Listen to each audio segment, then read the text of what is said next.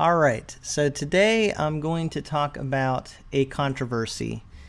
And sometimes I do bring up controversies. Some are a little bit more serious than others. This one here, it's serious to some people in some circles, maybe not as much to others. It has to do with Bible translation. And for some people, they aren't really picky about which Bible translation they use. They just want something they can understand, something that they're used to, something they can rely on, and they're happy with it. For others, translation is something they really think a lot about and is very important when it comes to studying and reading the Bible. And one of the Bibles that is very popular, especially among serious Bible students and people that really just have a high reverence for God's Word, is the New American Standard Bible. You can check out my video on the New American Standard Bible translation to maybe understand a little bit about the background and why people regard it so highly. But it does have to do with the translation philosophy, that it is a more literal, word-for-word translation. So a lot of people perceive it as a translation that's really trying to be very, very precise and accurate to the original languages. So the NASB is not the most popular, it's not the highest sold translation, but the people who like it really like it, and I think they're very attached to it because of its association with being accurate and being more literal. It's advertised as the most literal English translation, although that can certainly be argued. And as I talk about the New American Standard today, I just want to say off the bat that I've said this before, it's not my favorite translation personally. It's not my go-to translation. So I have less at stake in this particular issue that I'm bringing up. But for other people, it's very personal because they love this translation. And so not everybody likes the NASB, but those who do seem to really like it and really be passionate about it. And therefore, if you change it, you can expect some reaction. Well, the publisher of the New American Standard Bible has decided to update the New American Standard, which they've done in the past. It, I believe, was updated in '77. And then it was updated in 1995, and now it's going to be updated again in 2020. That's the name of the update, the NASB 2020. So some people are very excited about this, but I recently got a comment on one of my videos from someone saying that people are not excited, at least he is not excited about it. He's not happy about the changes. And I've noticed lately on Facebook some people posting concerns that they have. And again, these are fans of the New American Standard Bible. These are people that already like it, and they have concerns. So I just thought it'd be interesting to talk about this, partly just to kind of put the conversation out there, and I'd love to hear what people think about it. What do you think about the 2020 update? Personally, I am looking forward to looking at it and getting a copy. I've been in contact with Lockman, and they are going to send me a copy of the 2020 update when it comes out, as far as I know. So I'm really looking forward to that. And I have seen some previews, but you got to be kind of careful with previews because these are just things that they're putting out there to see what the public thinks, and just they're more tentative. So we don't know exactly what the updates are going to be like. However, I think the things we've been seeing are pretty accurate to what the update is going to be like. And so let's just talk about why people are having a hard time with it. Remember, the New American Standard Bible is liked by more scholarly people who want accuracy, and it's also really liked by, let's be honest, more theologically conservative people. It's used and endorsed by someone like John MacArthur. So it definitely appeals to people of a theologically conservative bent. And what's interesting about the 2020 update is that they're making changes that would not really appeal to this group of people that are more theologically conservative, in some cases very conservative. So particularly in the area of how you deal with gender language, theologically conservative people, they tend to want the translation to reflect what the original says directly. So if it says man in the original, they don't really want you to change it to person. If it says brothers or brethren, they don't really want you to change it to brothers and sisters. Not because they're being sexist, but because they want it to be accurate to what the original language actually says. And they believe that people can figure out that in context, both at that time and for today, that would apply in certain cases to both men and women. But when you try to translate in such a way that you're being what a lot of translators today call gender accurate, so if Paul says brothers, you want to be accurate to our language and our context, so you say brothers and sisters. That's how you translate that. But what did he actually write? The word is actually brothers. So you've seen this change happen in English, right? Where gender language used to be more masculine oriented, even if it was applied to men and women.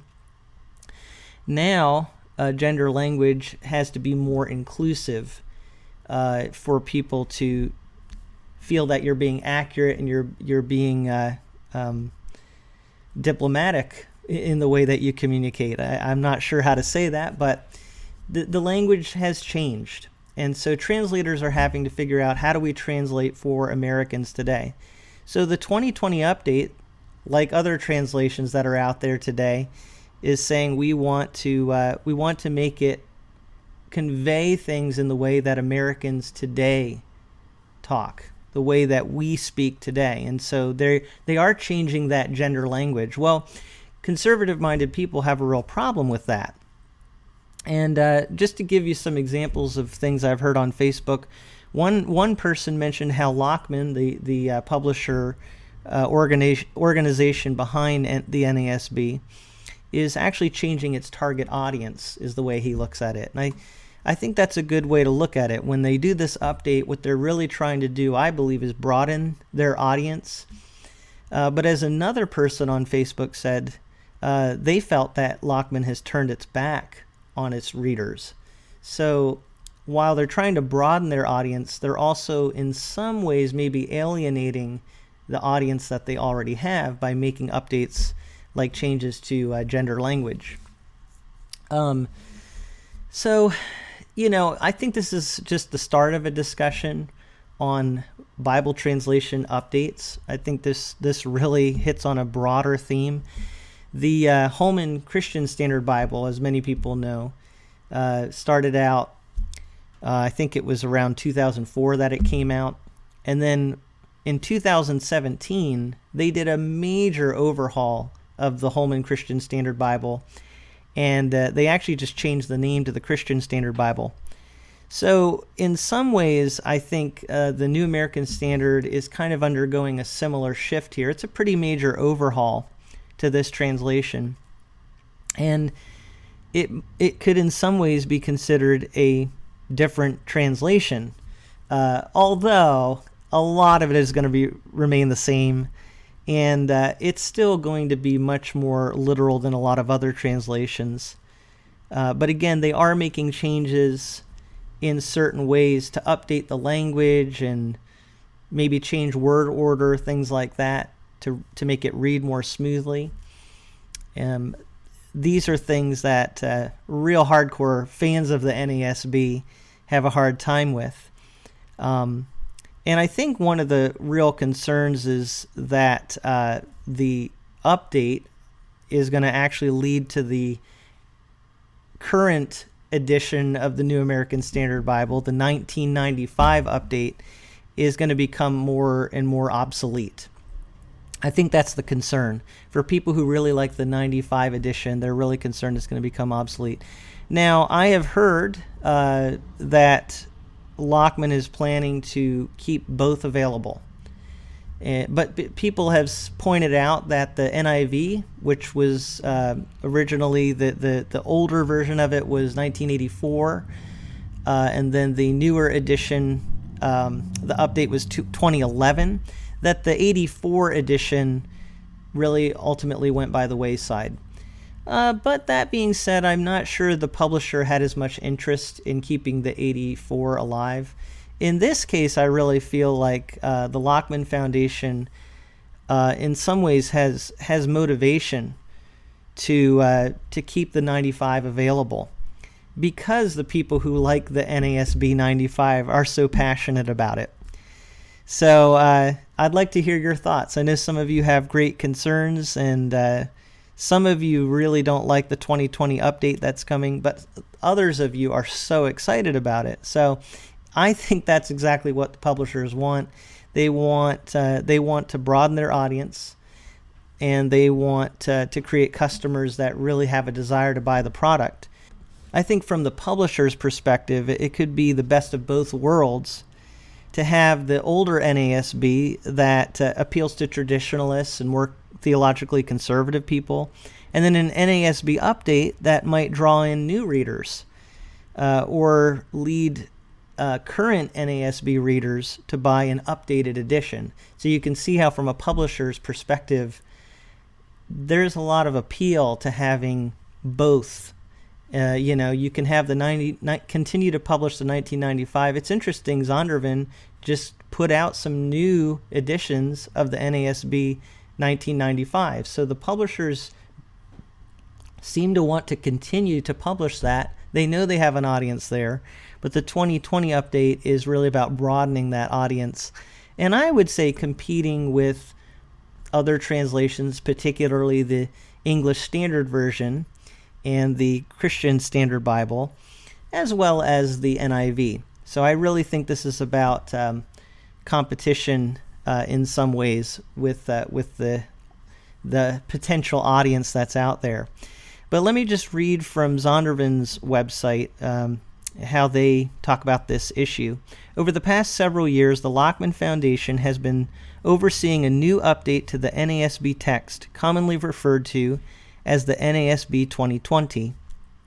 To the delight of publishers and loyal NASB readers alike, Lockman will allow the continued publication of the NASB 1995 even after NASB 2020 is made available.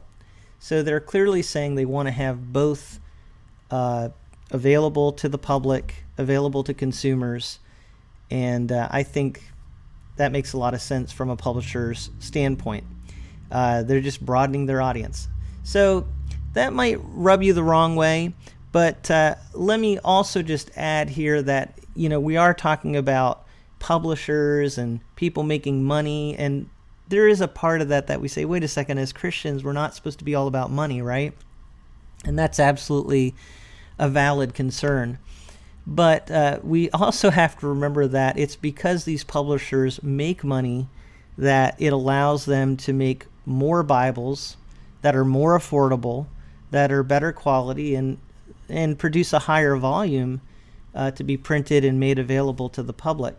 So in some ways, by them making money, it brings costs down and allows the Bible to be produced more widely and to have a farther reach, both in this country and throughout the world, which is what we want. We really actually want these businesses to do well so that the Bible can be printed in high volume and spread throughout the world. I mean, that's a good thing. But we also have to realize there definitely does seem to be something behind this that is about trying to gain market share, trying to get more people to buy Bibles, probably people that already have Bibles, to buy more Bibles. And, that can definitely play into the themes of greed and just trying to gain wealth. So there are valid concerns there. And then, of course, the other concern is where is this all headed in terms of more of a liberal direction, right? I mean, when really what we're talking about here with the 95 versus the 2020 is that potentially we're looking at translations like the New American Standard Bible. By altering things like gender language, it kind of seems like maybe they're in some ways catering to more some of the liberal mindset or liberal streams of thinking in our culture. And anytime you're culturally accommodating, that can be a danger. So for me, I'm going to say this again. I like the Christian Standard Bible if I want to have a modern translation. I think that's kind of where the NASB is heading. It's in some ways becoming more like the CSB. I like that, but I also, if I want something that I know is going to stay traditional, I like the King James and the New King James. If I want something that's historic, if I want something that's unchanging, the New King James to me is really that. It really provides something that you know is not going to be updated all the time, and it's going to be tried and true. But if I want something that's current, and to have something to compare with that traditional text, then I like something like the CSB. Although I'm okay with the ESV and the New American Standard and even the NIV. I think they have their qualities that are good. So anyway, I think that's a lot for me to talk about. I mean, the only other thing I can think to comment on for those of you who are really concerned about this update is to remember that the original or the older NASB from 1977 had these and thous. So the 95 update was really an update that was accommodating the time period of the 90s. And one could easily argue that this 2020 update is accommodating our current time. So in some ways it's the same. However, a lot has changed since 1995 culturally.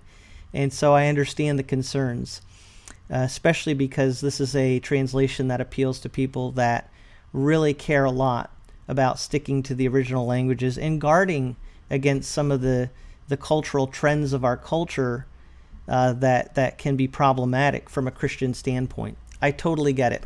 So I've spewed a lot of thoughts that I have on that from a fresh perspective, and I hope you've enjoyed this perspective, but I would love to hear your perspective in the comments. Thank you so much for watching.